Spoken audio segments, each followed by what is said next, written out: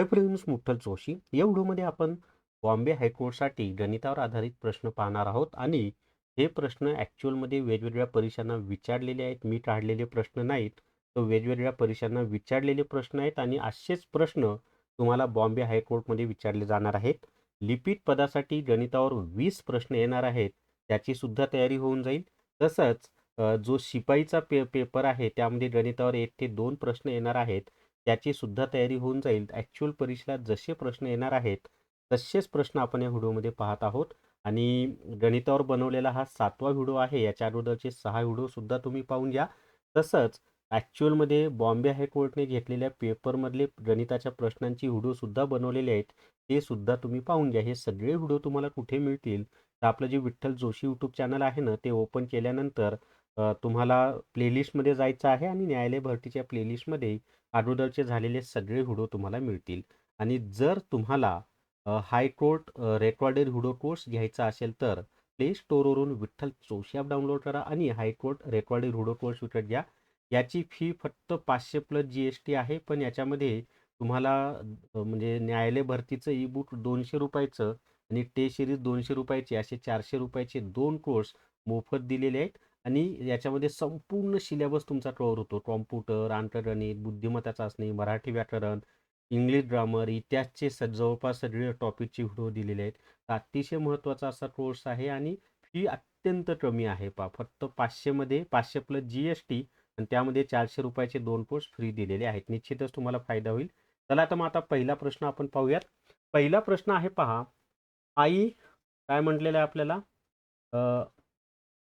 आई आणि 5 मुले यांच्या वयाची सरासरी 22 वर्ष आहे. वडिलांचे वय त्यांच्यात मिसळल्यास ती 2 ने वाढते, तर वडिलांचे वय किती? आता याच्यामध्ये ना आपण डायरेक्ट शॉर्टकटचा वापर करूनच सोडूयात. शॉर्टकट असा आहे की सुरुवातीची संख्या. आता इथं सुरुवातीची संख्या कशी घ्यायची माहिती आहे का? तर आई 1 आणि ही 5 मुलं असे एकूण किती झालेले आहेत? 6 जण झालेले आहेत. मग ही सुरुवातीची संख्या गुणिले सरासरी कितीने वाढलेली आहे? 2 ने वाढलेली आहे. गुणिले 2 अधिक नंतरची सरासरी. आता नंतरची सरासरी कशी काढणार तुम्ही? तर ती अशी काढणार, सुरुवातीची सरासरी 22 आहे. नंतर ती 2 ने वाढली म्हणून नंतरची सरासरी झाली 22 अधिक 2 बरोबर 24 वर्षे, म्हणून अधिक 24. मग आता 6 दोन्ही 12 अधिक 24 आणि उत्तर काय आलेलं आहे आपलं 36. हा झाला आपला शॉर्टकट. अतिशय शॉर्टकट मेथड मी तुम्हाला सांगितले. उत्तर आलेलं आहे 36 वर्षे हे वडिलांचं वय आहे. आणि लॉन्गकट पद्धत कशी आहे माहिती आहे का? हे आई आणि 5 मुलं मिळून 6 जण झाले. मग सुरुवातीला 6 गुणिले 22 करा. ते काय येतं 132 समथिंग, काय जे काही गुणाकार येईल ते तुम्ही करा. त्याच्यानंतर वडील जर त्यामध्ये मिळवले तर 6 अधिक 7 झाले आणि नंतर त्यांची सरासरी होणार आहे 22 गुणिले 2 ती किती येते 24. मग त्यांचा गुणाकार करा आणि हे जे काही गुणाकार आलेले आहेत 2, त्या दोन्ही गुणाकारांची काय करायची आपल्याला वजाबाकी. म्हणजे याची गुणाकार येतो 168 आणि याचा गुणाकार येतो 132. मग 168 वजा 132 जर आपण केलं तर 8 मधून 2 गेले राहिले 6, 6 मधून 3 गेले राहिले 3, इथं 0, 36च आले. तर हा लॉन्गकट मेथड आहे आणि ही शॉर्टकट मेथड आहे. तुम्हाला जी मेथड योग्य वाटेल त्या मेथडनी सोडवा. मी दोन्ही पद्धती, दोन्ही मेथड तुम्हाला छानपैकी एक्सप्लेन करून सांगितलेले आहेत. आणि मेथड आवडली असेल तर व्हिडिओला लाईक करा बरं. या व्हिडिओला कमी कमी 500 लाईक आले पाहिजे. दुसरा प्रश्न आहे आता, तोही ॲडव्हान्स लेवलचाच आहे. एका वर्गातील 6 मुलांना सरासरी 50 गुण आहेत. काय म्हणत आहे मी? एका वर्गातील 6 मुलांना सरासरी 50 गुण आहेत व उर्वरित मुलांना सरासरी 75 गुण आहेत. सर्वांच्या गुणांची सरासरी 60 असल्यास त्या वर्गात एकूण किती मुले आहेत? आता आपल्याला किती मुलं आहेत माहीत आहे का? नाही. मग समजा त्या वर्गामध्ये एकूण X मुलं आहेत. आता या एका वर्गातील 6 मुलांची सरासरी 50 आहे. मग त्या 6 मुलांचं एकूण वय किती झालेलं आहे? तर 6 गुणिले 50 झालेलं आहे. ते आलंय 6 पंचे 30 म्हणजे 300 झालेलं आहे. आता हे 6 मुलांचं एकूण वय एकूण गुण 6 मुलांचे एकूण गुण किती झालेले आहेत? 300 झालेले आहेत. अधिक उर्वरित मुलं कसे होतील? ते एकूण मुलं जर X असतील तर उर्वरित मुलं X वजा 6 आणि त्या उर्वरित मुलांची सरासरी किती आहे? 75. म्हणून इथं गुणिले काय करायचं आपल्याला? 75 करायचे. बरोबर नंतर एकूण मुलांची सरासरी किती होणार आहे 60. एकूण मुलं आपण x मानलेत म्हणून 60 गुणिले x म्हणजेच 60x. मग आता हे जर समीकरण आपण सोडवलं तर कसं होणार आहे माहिती आहे का? तर अतिशय साधी आणि सोपी पद्धत आहे पहा. तर या ठिकाणी असं होईल, हे 300 अधिक या x गुणिले 75 केलं तर 75x वजा 75 गुणिले 6 केलं तर 6 पंचे 83 शून्य हातचे आले 3. त्याच्यानंतर 6 हिस्सा तर 42 आणि 3 45 म्हणजे ते आलं 450 बरोबर 60x. आता इथे पहा 300 अधिक आहेत 450 ऋण आहेत. मग या मोठ्या संख्येतून लहान संख्या वजा करा आणि चिन्ह मोठ्या संख्येचं द्या. 450 मधून 300 गेले तर किती राहिले 150. पण ते कोणते 150 राहणार आहेत माहिती आहे का? ऋण 150 राहणार आहेत. आता हे 75 अधिक आहेत पुढे जाऊन काय होतील वजा होतील. मग 60x वजा 75x. आता इथं 75 मधून 60 गेले तर किती राहणार आहेत ते 15 राहणार आहेत आणि 150 आहे तसेच आहेत. मग वजा 150 पण ते वजा 15 येणार आहेत बरं का वजा 15. 75 मधून 60 गेले 75 ऋण आहेत आणि 60 धन आहेत. पण मोठ्या संख्येतून लहान संख्या वजा करा आणि चिन्ह मोठ्या संख्येचं द्या. मग हे वजा वजा कटले हे बरोबर एक्स आहे बरं का. हे 15 कुठून आणले मी 75 मधून 60 गेले तर 15 राहतात. मग 15 येतं 15 15 10 150 म्हणजेच त्या वर्गामध्ये एकूण किती मुलं होती 10 मुलं होती. सी हे त्याचं उत्तर आहे की त्या वर्गामध्ये एकूण 10 मुलं होती. किंवा तुम्ही पर्याय घेऊन सुद्धा ते सोडू शकता पण त्यामध्ये खूप वेळ जातो. तसा पर्याय घेऊन सोडायचं माहिती आहे का की समजा 6 मुलांचे सरासरी 50 आहेत. मग 4 मुलं तर येणारच नाहीत. मग 12 मुलं घेतले तर 12 मधून 6 गेले राहिले 6. अशा पद्धतीने घेऊन पण ते खूप लेंदी प्रोसेस आहे. त्यापेक्षा ही सोपी मेथड मी तुम्हाला सांगितली. ॲक्च्युली हा प्रश्न खूप ॲडव्हान्स लेवलचा आहे बरं का. कशाचा सरासरीवरचा प्रश्न. चला पदावलीवरचा प्रश्न आहे पुढचा. आणि व्हिडिओला सर्वांनी लाईक करा. मेथड खूप छान सांगत आहे समजून सोप्या मेथड.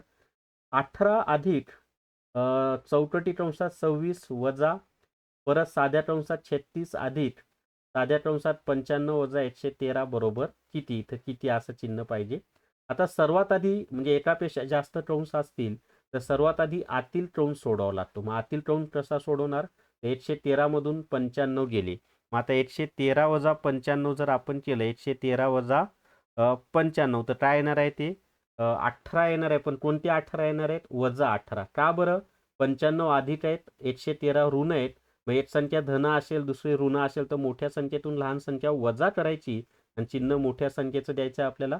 मग ते असं होईल 18 अधिक 15 वजा 36 अधिक कंसामध्ये वजा 18.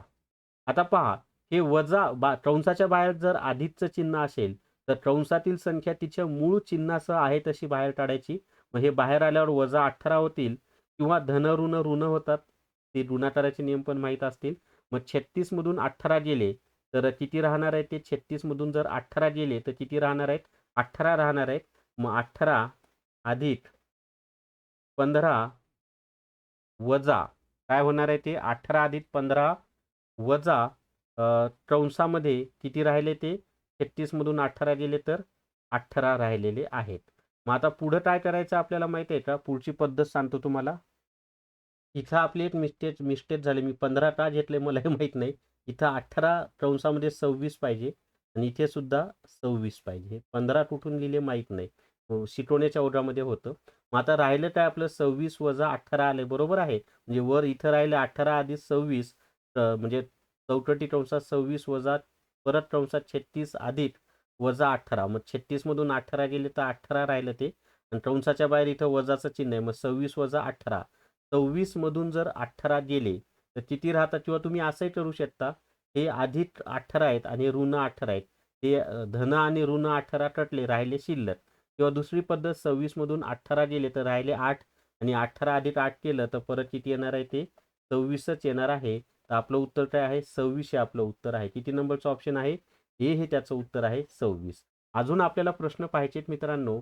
पण जर तुम्हाला हायकोर्ट क्लर्क टेस्ट सिरीज घ्यायची असेल तर प्ले स्टोअरवरून विठ्ठल जोशी ॲप डाउनलोड करा आणि हायकोर्ट क्लर्क टेस्ट सिरीज विकत घ्या. याच्यामध्ये 90 प्रश्नांच्या 10 फुल टेस्ट दिलेले आहेत आणि बाकीच्या 200 पेक्षा जास्त टॉपिक वाईज टेस्ट दिलेले आहेत. निश्चितच तुम्हाला फायदा होईल. 60 मिनिटांमध्ये म्हणजे एका तासामध्ये 90 प्रश्न सोडवण्यासाठी सराव खूप महत्त्वाचा आहे.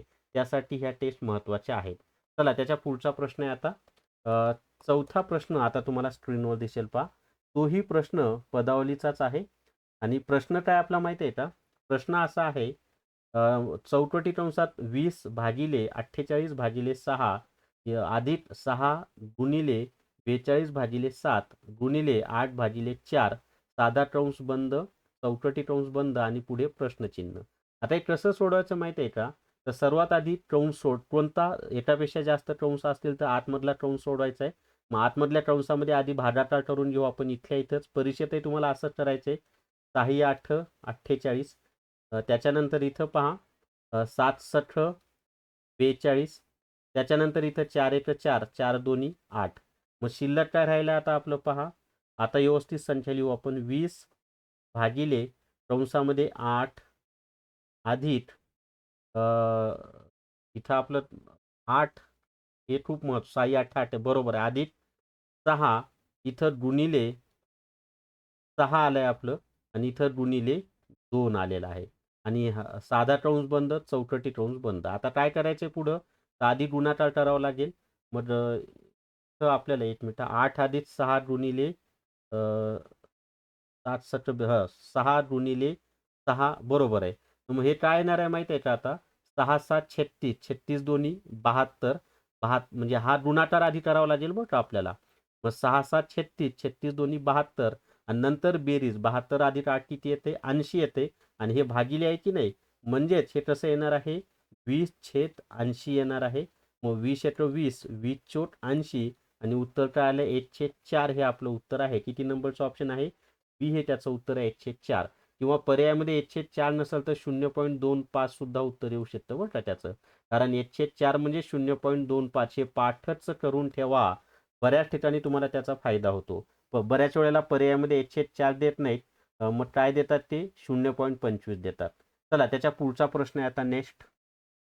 तर हा जो प्रश्न आहे ना, पदावलीचा प्रश्न आहे, पण अवघड प्रश्न आहे बरं का. कारण काय दिले?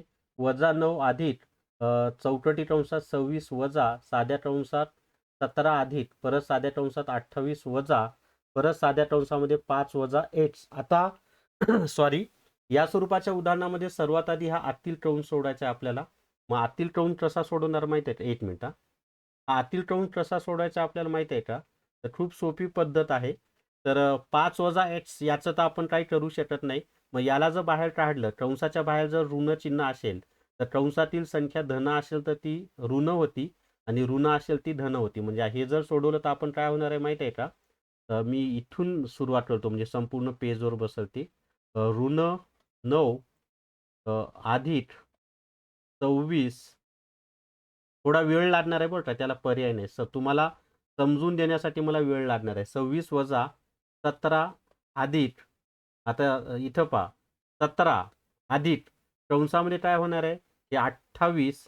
आता हे पुढचं समजून घ्या. कंसाच्या बाहेर इथं ऋण चिन्ह आहे की नाही? हे धन आहे ते बाहेर आल्यावर वजा होतील. मग 28 वजा 5 हे कंसामध्ये ऋण x आहे की नाही? मग आणि कंसाच्या बाहेर ऋण आहे. मग ते कंसाच्या बाहेर आल्यावर धन x होतील. समजले? आणि हे कंस बंद. किती कंस आहेत ते? आणि चौकट सुद्धा बंद. आता पुढे काय करायचं आपल्याला? या 28 मधून 5 गेले तर किती राहिले? 23.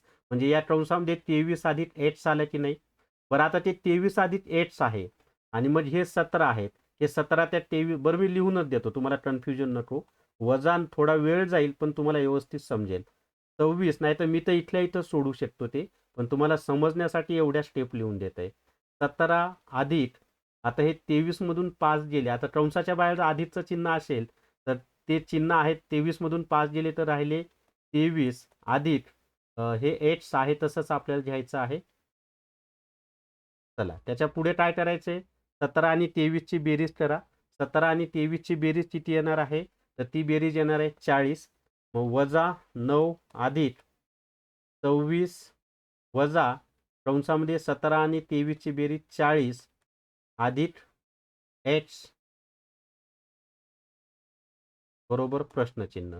आता पुढं काय करायचंय? परत इथं कंसाच्या बाहेर ऋण चिन्ह आहे पहा. मग ते असं होईल -9 अधिक 26 40 धन आहेत म्हणून ते ऋण होतील, ऋण 40. आणि हे एच सुद्धा धन आहेत आणि कंसाच्या बाहेर ऋण चिन्ह आहे, तर ते सुद्धा ऋण होणार आहेत, ऋण एच. म्हणजे तुमच्या लक्षात आलंय का? कंसाच्या बाहेर जर ऋण चिन्ह असेल तर कंसातली संख्या धन असेल तर बाहेर काढताना ऋण करायची, आणि ऋण असेल तर धन करायची. 40 आणि एच दोन्ही धन आहेत म्हणून ते बाहेर आल्यावर काय झालेले आहेत, दोन्ही हे झालेले आहेत, ऋण झालेले आहेत. मग आता पुढं काय होईल, या 40 मधून 26 जर गेले, काय म्हणत आहे मी, 40 मधून 26 गेले तर किती राहतात, 13 आपलं 14 राहतात. पण कोणते 14? 26 धन आहेत आणि 40 ऋण आहेत. मग एक संख्या धन असेल आणि दुसरी ऋण असेल तर मोठ्या संख्येतून लहान संख्या वजा करायची, चिन्ह मोठ्या संख्येचं द्यायचं. मग 40 मधून 26 गेले तर 14 राहिले, पण ऋण 14 राहिले. ऋण 9 ऋण 14 आणि हे ऋण एच आहे, तसंच आपल्याला लिहायचं आहे. पुढं मला वाटतं 71 आहे. मी प्रत्येक ठिकाणी प्रश्नचिन्ह लिहिले, हे 71 आहे सर्व ठिकाणी, सगळ्या ठिकाणी 71 आहे. ठीक आहे. मग आता पुढं काय होणार आहे, ते 14 आणि 9 जर आपण केलं, 14 आणि किती दोन्ही संख्या ऋण असतील, काय म्हणत आहे मी, दोन्ही संख्या ऋण असतील तर काय नियम आहे माहिती आहे का, त्या दोन्ही संख्यांची बेरीज करायची आणि आलेल्या बेरजेला ऋणचं चिन्ह द्यायचं. ते बरोबर 71. मग 14 आणि 9 23, दोन्ही ऋण आहेत म्हणून ते ऋण 23 ऋण एच बरोबर 71. आता हे ऋण 23 पुढे गेले तर धन होतील. मग ऋण एच बरोबर 71 वजा 23, यांची बेरीज 3 आणि 4, 7 आणि 2 9, ऋण एच बरोबर 94. म्हणजेच एच बरोबर ऋण 94 हे आपलं उत्तर आहे. किती नंबरचं ऑप्शन आहे, डी हे त्याचं उत्तर आहे. आता तुमचा एक गोंधळ होईल, इथं ऋण एच बरोबर 94 आलंय म्हणून बरेच जण ना सी उत्तर देतील, पण सी उत्तर नाही त्याचं. त्याचं उत्तर काय आहे, तर त्याचं उत्तर येणार आहे ऋण एच बरोबर 94. याचाच अर्थ एच बरोबर ऋण 94 असा होतो. तर डी हे त्याचं उत्तर आहे. आणि तुम्ही इथे ठेवून पहा, एचच्या जागी ऋण 94 ठेवून पहा, तुम्हाला ते उत्तर बरोबर येणार आहे. समजले? चला त्याच्या पुढचा 6वा प्रश्न. वेळ गेला, मी आधीच सांगितलं हा प्रश्न ॲडव्हान्स लेवलचा आहे, बँकिंगला वगैरे असे प्रश्न येतात पहा. 6वा प्रश्न आहे. पुढचा प्रश्न असा आहे, 3 स्टार गुणिले 2 स्टार बरोबर 4884. येथे स्टारच्या जागी असलेला समानांक कोणता? आता हे कसं सोडायचं माहिती आहे का, गुणाकारामध्ये एकच स्थानी 4 आहेत. मग स्टारच्या जागी जर समानांक आहे, मग या स्टारच्या जागी जर आपण 4 घेतला आणि इथं 4 घेतला, पहिला ऑप्शन, तर 4 गुणिले 4 16, एकच स्थानी 6 येते. म्हणजे हे पहिलं ऑप्शन येईल का? नाही येणार. समजा आपण 8 घेतला, इथं 8 घेतला आणि इथं 8 घेतला, तर 8 8 64, 8 येऊ शकतो. पण पाहू आपण, समजा 2 घेतला म्हणजे हा 8 येऊ शकतो. 2 दोन्ही 4, हा पण येऊ शकतो. जर 5 घेतला तर 5 5 25, म्हणजे एकच स्थानी 5 येईल, म्हणजे 5 येणार नाही. म्हणजे स्टारच्या जागी असलेला अंक येतं 8 पाहिजे किंवा 2 पाहिजे. मग कसं ठरवायचं माहिती आहे का, तर संपूर्ण गुणाकार करत बसायचं नाही. 888 गुणिले 8 जर आपण 888 गुणिले 88 केलं तर हा गुणाकार डेफिनेटली याच्यापेक्षा खूप मोठा असणार आहे. तेवढा अंदाजावरून येतं, किंवा तुम्ही 2-3 स्टेप करून पहा, तुमच्या लक्षात येईल. तर या ठिकाणी 2 उत्तर यायला पाहिजे माझ्या अंदाजानुसार. आणि तसं ते पहा, 222 गुणिले 22 जर तुम्ही केलं तर 22 दोन्ही 44ला 4, हातचे आले 2, त्याच 22 दोन्ही 44ला 4, हातचे आले 4, 22 दोन्ही 44 आणि 4 48ला 8, म्हणजे बरोबर आहे, 2च येते. परत हातचे आले 4 आले, 22 दोन्ही 44 आणि 4 48, 4884. तर सी हे त्याचं उत्तर आहे. पहा की स्टारच्या जागी कोणता अंक आहे, 2 हा अंक आहे. चला त्याच्या पुढचा प्रश्न आहे आता. त्याच्या पुढचा प्रश्न आहे नेक्स्ट. हा प्रश्न पाहायच्या आधी न एक छोटीशी जाहिरात. जर तुम्हाला लिपिक आणि शिपाई दोन्ही पदासाठी एकच कोर्स घ्यायचा आहे तर न्यायालय भरती ई बुक आपल्या विठ्ठल जोशी ॲपमध्ये उपलब्ध आहे. पहा याची किंमत फक्त 200 प्लस GST आहे. याच्यामध्ये सामान्य ज्ञान, संगणक, मराठी व्याकरण, इंग्लिश ग्रामर, अंकगणित, बुद्धिमत्ता चाचणी, म्हणजे लिपिकचा अभ्यासक्रम आणि शिपाईचा अभ्यासक्रम. शिपाईला सामान्य ज्ञान, मराठीचे 1-2 प्रश्न आणि गणिताचा एखादा प्रश्न येणार आहे. तर दोन्हीचा सिलेबस कव्हर होतो आणि फक्त 200 प्लस GST आहे. तुम्हाला दोन्हीची तयारी करायची असेल तर तुम्ही न्यायालय भरती ई बुक घ्या किंवा हायकोर्ट रेकॉर्डेड व्हिडिओ कोर्स घेतला तरी चालेल. चला त्याच्या पुढचा प्रश्न आहे. आणि अजून एक सांगायचं होतं की हायकोर्ट पिऊन टेस्ट सिरीज सुद्धा विठ्ठल जोशी ॲपमध्ये उपलब्ध आहे. 200 प्लस GST इतक्या कमी फीमध्ये हा कोर्स उपलब्ध आहे. चला त्याच्या पुढचा 7वा प्रश्न आहे आता. 9,999 वजा 8,888 अधिक 7,777 वजा 6,666 बरोबर किती? आता सर्वात आधी कंस सोडवा. मग हे जर सोपं आहे ना, इथं काय येणार आहे?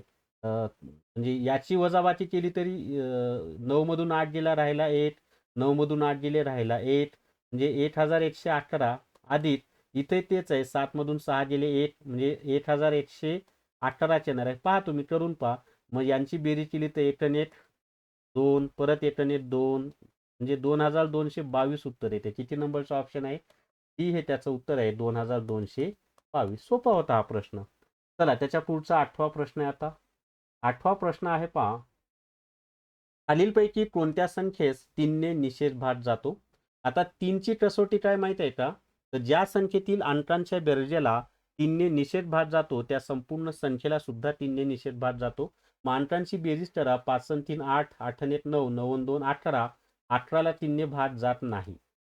बी मध्ये पहा 7 आणि 4 11, 11 आणि 3 14, 14 आणि 4 18, 18ला 3 ने निषेधात जातो. हेच तुमचं उत्तर आहे. आता पुढचं का नाही पाहिलं मी? कारण इथं चौथं ऑप्शन यापैकी सर्व दिले. मग आता 8 नंबरचं नाही आणि बी ला जातो म्हणजे सी नंबरला जाणार नाही, कारण कुठल्या तरी एकाच ऑप्शनला जाणार आहे ना. पण चौथ्यामध्ये जर यापैकी सर्व दिलं नसतं तर आपल्याला खाली पाहावं लागलं असतं. तर बी हे त्याचं उत्तर आहे. 7434 या संख्येला 3 ने निषेधात जातो. त्यासाठी तुम्हाला ना कसोट्या पाठ असणं खूप महत्वाचं आहे बरं का. आता पुढीलपैकी कोणती संख्या पूर्ण वर्ग व पूर्ण धनसंख्या आहे? आता इथे जर आपण पाहिलं 8 ही संख्या 8 चा वर्ग 8 आणि 8 चा धन 8. 64 ही संख्या कसं होणार आहे? तर 8 चा वर्ग 64 आणि 8 चा धन 64, म्हणजे वर्ग संख्या पण आहे आणि धनसंख्या पण आहे. 729 27 चा वर्ग पहा. 27 चा वर्ग 729 आणि 9 चा धन किती आहे? 729. म्हणजे तिन्ही आहे की नाही? 1 64 आणि 729 या तिन्ही संख्या अशा आहेत या पूर्ण वर्ग संख्या पण आहेत आणि पूर्ण धनसंख्या पण आहेत. म्हणून याचं उत्तर आहे वरील सर्व. डी हे त्याचं उत्तर आहे वरील सर्व. चला त्याच्या पुढे आता 10वा प्रश्न आपण पाहूयात. पुढीलपैकी कोणत्या संख्येचा वर्ग व धन सारखाच आहे? आता वर्ग आणि धन सारखेच असलेली संख्या कोणती आहे दिलेल्या पर्यायामध्ये? तर ती एकच आहे. पहा 8 चा वर्ग 1, 1 चा धन 1. हे 4 2 चा वर्ग आहे. 2 तर वर्ग संख्या पण नाही, धनसंख्या पण नाही. 6 पण वर्ग संख्या पण नाही आणि धनसंख्या सुद्धा नाही. तर पुढीलपैकी कोणत्या संख्येचा वर्ग व धन सारखाच आहे? एकच आहे. 1 चा वर्ग 1, 1 चा धन 1. 4 चा वर्ग 16 येतो, 4 चा धन 64 येतो. 2 चा वर्ग 4 येतो, 2 चा धन 8 येतो. 6 चा वर्ग 36 येतो, 6 चा धन 216, म्हणजे 1 हेच त्याचं उत्तर आहे. जर तुम्हाला मी लिहिलेली अंकगणित आणि स्पर्धा परीक्षा बुद्धिमत्ता चाचणी ही 2 पुस्तकं पाहिजे असतील तर मला 88 06 06 86 18 या व्हॉट्सअपच्या नंबरवर मॅथ्स रिझनिंग बुक म्हणून मेसेज करा. फक्त 450 रुपयामध्ये ही दोन्ही पुस्तकं तुम्हाला घरपोच मिळून जातील. आणि मी स्वतः लिहिलेली पुस्तकं आहेत. ही पुस्तकाच्या दुकानावर मिळत नाहीत, तर मी स्वतः पोस्टाने पाठवत असतो. सगळ्या स्पर्धा परीक्षांना तुम्हाला याचा फायदा होणार आहे. तर या व्हिडिओमध्ये एवढीच माहिती. या व्हिडिओला सर्वांनी लाईक करा, शेअर करा आणि विठ्ठल जोशी जे आपले यूट्यूब चॅनल आहे ते सबस्क्राईब करा. Thank you very much.